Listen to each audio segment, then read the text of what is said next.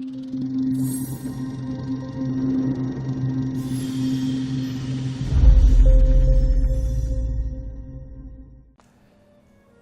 since the Six-Day War of 1967, the Palestinian Arab population in the West Bank and Gaza refused to reconcile itself to Israeli rule.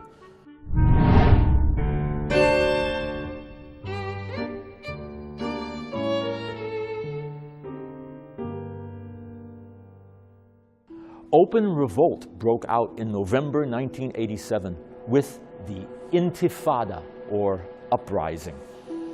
The Palestinians, including young men and boys, began throwing stones and rocks at Israeli troops, causing severe injury to many. The Israeli army responded with tear gas and rubber bullets, only to be condemned in the world community, especially at the United Nations. The Intifada had rallied the Palestinian people, but the PLO also realized that this method of opposing the Israelis, as well as its own armed struggle, wouldn't be enough to weaken Israel's resolve or cause it to withdraw unilaterally from the territories won in 1967. After all, what kind of government would rise in the territories once Israel left? Never in history had the Arab world produced anything remotely resembling a liberal democratic state. The real question was, what kind of dictatorship will rise in the hypothetical Palestinian state? And how long will it be until throwing stones turns into armed conflict over the rest of Israel, including Tel Aviv and West Jerusalem? How many Arabs, as well as Jews, will die in the next war, brought on by what will surely amount to an out-of-control terrorist state dedicated to the total annihilation of Israel? It was argued that if Israel ever annexed the Palestinian territories, the Arab population would have to be given full Israeli citizenship. But given the sheer demographics of the Arab population, Jews might find themselves a minority in their own country. An ugly charge was born. This would be apartheid. The only way to ensure that Israel remained both Jewish and democratic would be to withdraw from the territories and accept a Palestinian state, no matter how painful, no matter how potentially dangerous. The other side argued that this was not a peace process, but a war process, that creating a Palestinian state would lead perhaps to a catastrophic war, especially if groups such as ISIS were allowed in. Moreover, if Israeli sovereignty were extended over Judea and Samaria, the large majority of the population would still remain Jewish, even though decreasing from a 3/4 majority to a 2/3 majority. The Arab population could indeed be enfranchised, given full civic and voting rights, like the 1 million or so Israeli Arabs who already have full representation in the Knesset.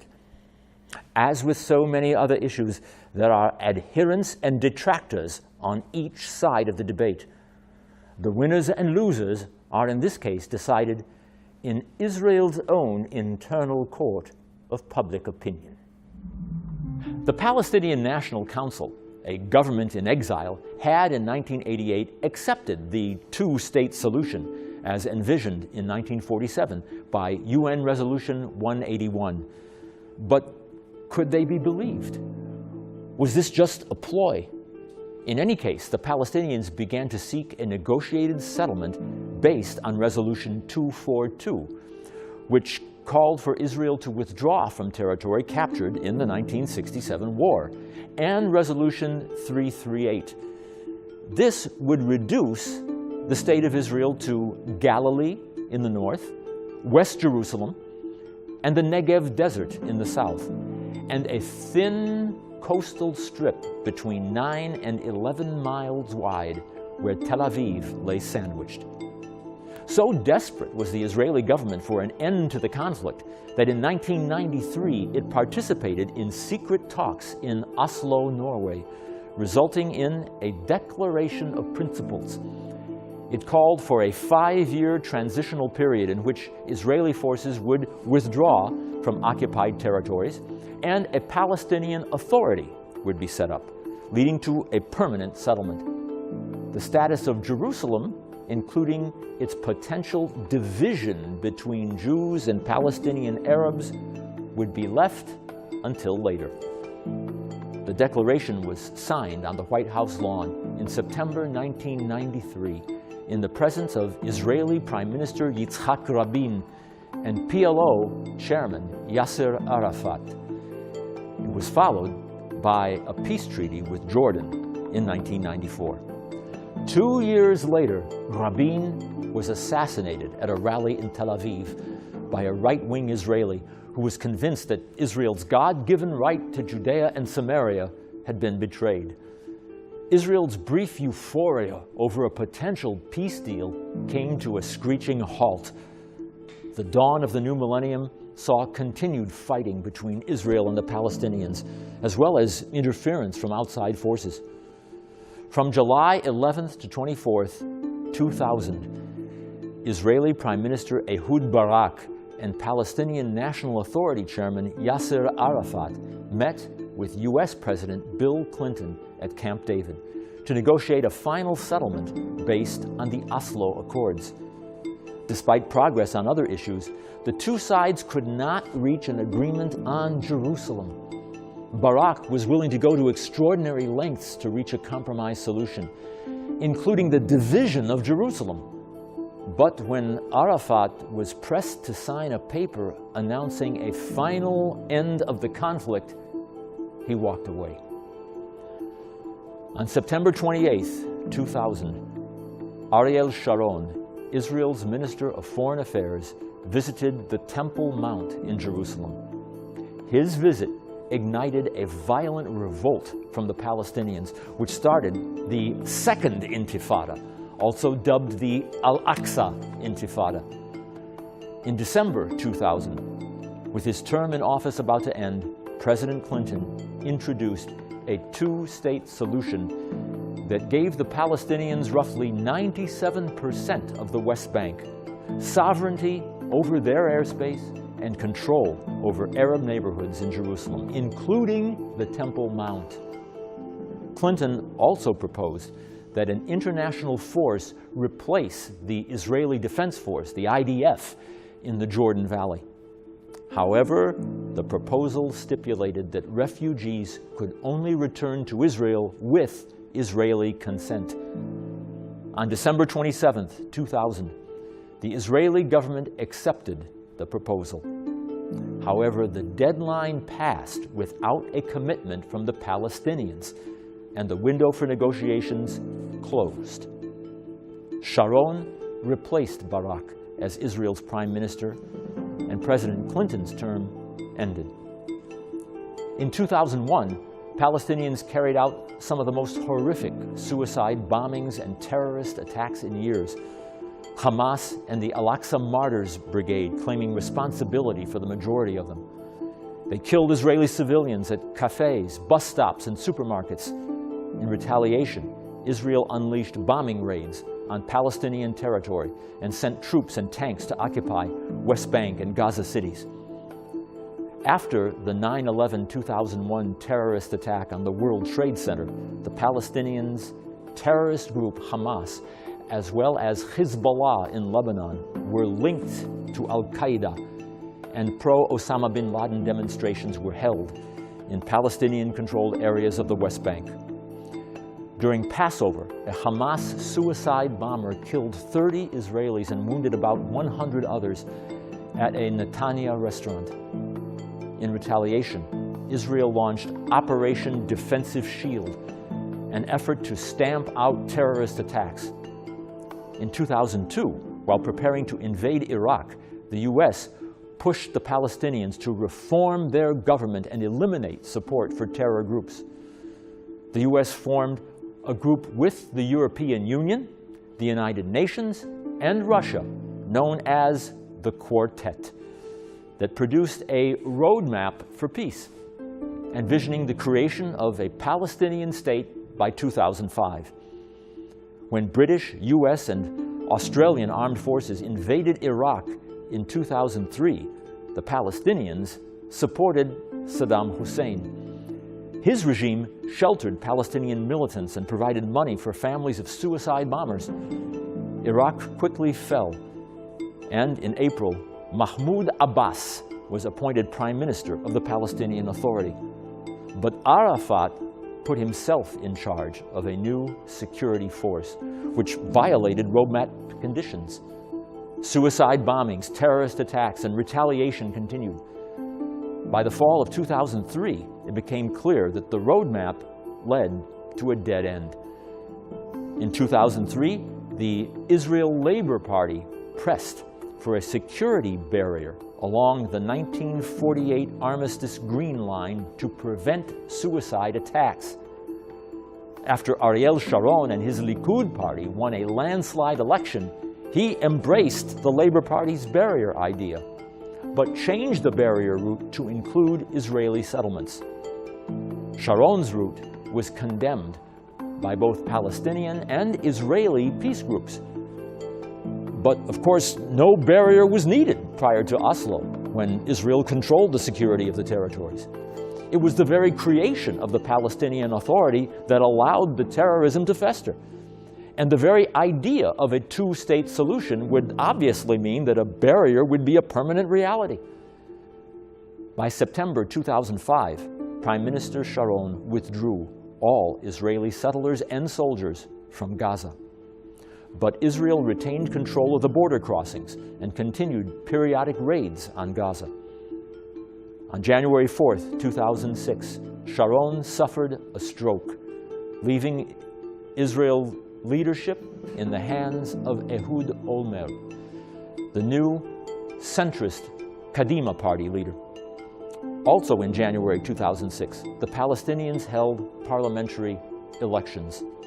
In a surprise victory, Hamas came out on top, but Abbas remained president. In June 2007, Hamas took control of Gaza. Israel responded by maintaining even tighter control on the goods and people entering and exiting the territories. In July 2006, Hezbollah militants crossed the Lebanon-Israel border and attacked an Israeli army patrol, killing 3 soldiers and kidnapping 2 others. A month-long war ensued, in which 1,200 Lebanese and 128 Israelis were killed. In June 2008, after years of almost daily exchanges of rocket fire between Israelis and Palestinians in the Gaza Strip, Israel and Hamas signed an Egyptian-brokered ceasefire. The fragile agreement held for most of the remainder of 2008. After the truce ended in December, rocket fire increased. Israel began an airstrike, and on January 3, 2009, a ground invasion. The invasion was widely supported within Israel, but drew international criticism because the attack killed at least 1,400 Palestinians and 13 Israelis. More international condemnation of Israel came in May 2010, after a military operation against a flotilla organized by the Free Gaza movement and the Turkish Foundation for Human Rights. Israeli commandos reported that they landed on the ship and were attacked with pipes, knives, and other instruments, finding no humanitarian aid on the ship. In early 2009, Olmert, facing a criminal investigation, resigned.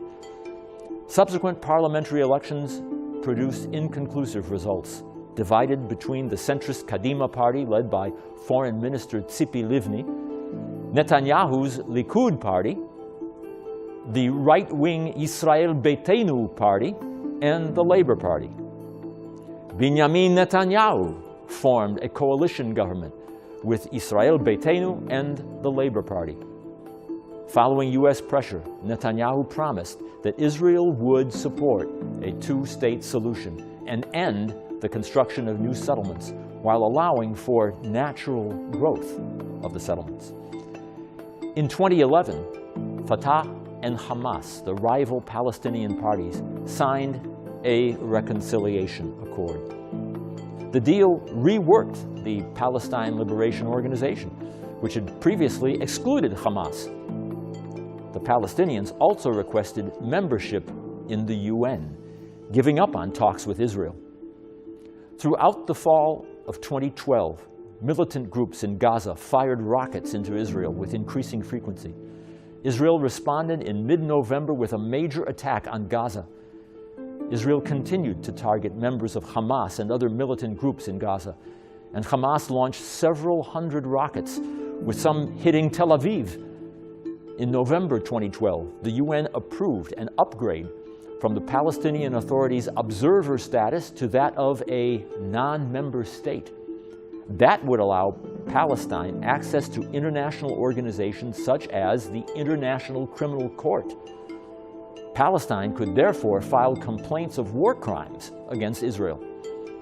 In late July 2013, Israeli and Palestinian negotiators agreed to begin peace talks with the goal of reaching an agreement within 9 months.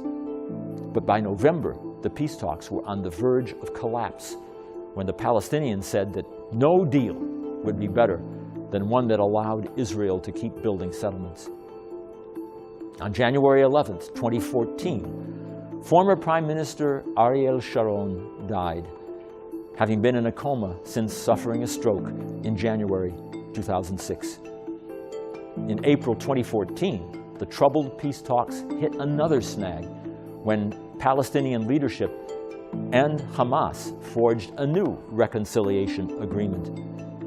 Israeli Prime Minister Netanyahu reacted by saying that Palestinian President Abbas was choosing Hamas, not peace. The next day, Israel halted the peace talks. The situation continued to escalate throughout July. Hundreds of rockets were launched into Israel by militant groups in Gaza. Israel's Iron Dome intercepted at least one rocket over Tel Aviv, while another reached the outskirts of Jerusalem. In response, Israel launched aerial and ground offensives in Gaza. Israel and Hamas finally agreed to an open-ended ceasefire that left Hamas in control of Gaza, while Israel and Egypt still controlled access to Gaza, leaving no clear winner. The first 2 weeks of October 2015 saw yet another spike in violence. It broke out in part over what the Palestinians saw as increased encroachment by Israelis on the Al-Aqsa Mosque on the Temple Mount in Jerusalem. However, the violence quickly spread beyond Jerusalem. Perhaps the best way to understand the Middle East today is simply to call it a tough neighborhood. But in spite of the many political and military challenges modern Israel faces, there is another reality. Something's going on in Israel. Call it innovation. What's so special about Israel? Let's face it, this tiny little country, about the size of New Jersey, has a few things going for it. It has a world-class technology institute, the Technion. It has world-class research and development. Only in Israel do we find such a level of cross-pollination with the defense industry. And Israelis, by nature, work as a close-knit team. Why Israel? Why not Cambodia, India, Russia, or even the US? Are Jews really smarter than everybody else? Do they have higher IQs? Is that it? Or is there some other dynamic at work in the state of Israel? Something more than just rabbinical yeshivas, Holy Land tours, and even Israeli expertise in fighting terrorism. We're talking about cutting-edge innovation, computing, medical technology, you name it. If it's high-tech, Israel is involved. Tiny little Israel has become a high-tech powerhouse. That's why they call Israel the startup nation. Will that kind of innovation alone assure the country's survival? Not everyone would bet the farm on it, but some actually would. While we've focused on Israel, millions of Jews, of course, continue to live in many lands of the diaspora, including the United States. But what for centuries had been expressed as raw anti-Semitism more recently finds expression as anti-Israel agitation. Significant numbers of European Jews have in recent years felt threatened by Islamic extremism, promoting a new tide of immigration to the State of Israel. For millions of other diaspora Jews, including those in the United States, the greatest threat isn't anti-Semitic violence, but assimilation. Many, if not most, marry outside the faith, and many of the children of these unions grow up as non-Jews. Ultra-Orthodox communities remain strong and well integrated worldwide, but they represent only a small fraction of the Jewish people. Is it possible that one day in the not-too-distant future, the only Jews left will be scattered pockets of the ultra-Orthodox and some 8 million Jews who live in the State of Israel? On the one hand, this is a sad and melancholy prospect. Perhaps the best Jews can hope for is that there will be a revival of Jewish life and culture in the diaspora. But whether or not this happens, the State of Israel today is alive and well, and it's not going anywhere. In their long course of wanderings across many lands and over many centuries, Jews today, more than ever, appreciate the words of the late Prime Minister Golda Meir: "We have nowhere else to go."